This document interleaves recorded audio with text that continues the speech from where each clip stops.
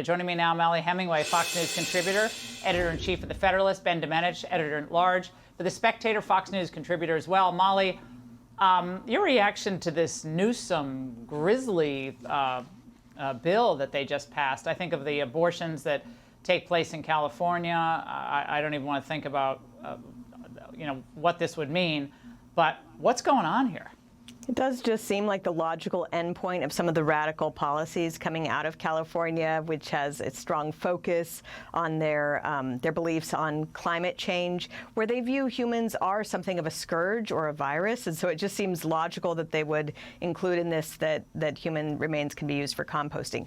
These problems with fertilizer, though, which are also related to this bill, are denying humanity throughout the world. We need fertilizer to grow crops, for farmers to have sustainable farms that can keep going. And so it's a massive problem globally. Ben, I just learned that we should actually, I guess, be celebrating tonight because Nancy Pelosi just made a huge announcement. Watch this.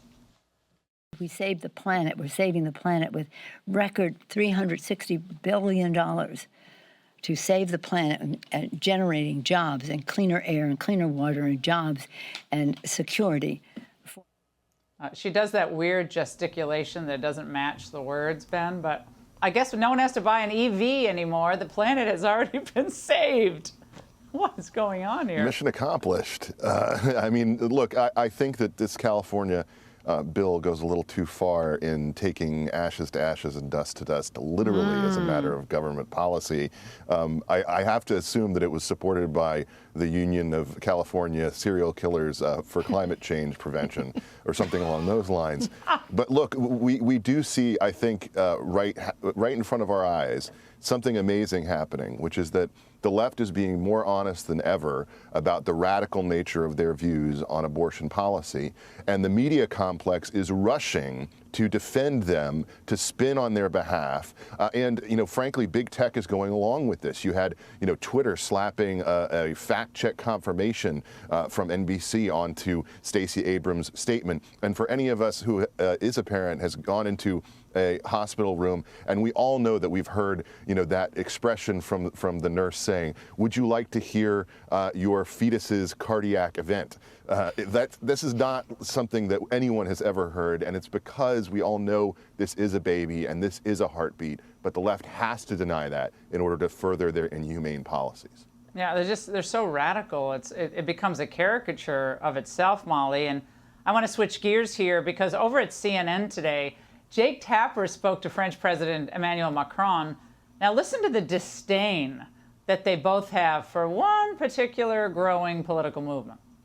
This trend of nationalism, populism, and racism that we're seeing all over the world gaining power. How worried are you about this? We have a big crisis of democracies, of what I would call liberal democracies. Open societies and open and very cooperative democracies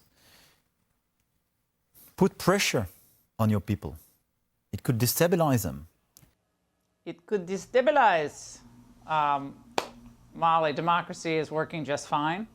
He thinks there's a crisis because the elites are losing. Notice how he conflates racism and populism. Tapper, too, in the question, right? I mean, because Exactly. I guess everybody in Sweden now is a racist. Is that what he's saying? So what Tapper is doing is recognizing that conservative populism, which is helping out the Republican Party quite a bit, making it a very powerful political movement, is multiracial, working class. It has ideas that are very popular and able to deal with some of the major problems that are going on in the country right now. And Jake Tapper doesn't like that because he is a liberal Democrat, and so he tries to tar it as being threatening and racist. But all this is an attempt by people in power, in our regime, to keep that conservative populism, which is probably going to do pretty well here in a couple months, from being powerful, and it shows. Yeah, Macron is scared, right, Ben? I mean, he's worried because he sees what's happening in Italy, Sweden. The UK is now going to be fracking. People want solutions, and the elites want to keep their power. I thought that we were supposed to get a new CNN, Laura, going to a French president to criticize America. That's classic CNN. Of course, that's what we're going to do. Touche, touche.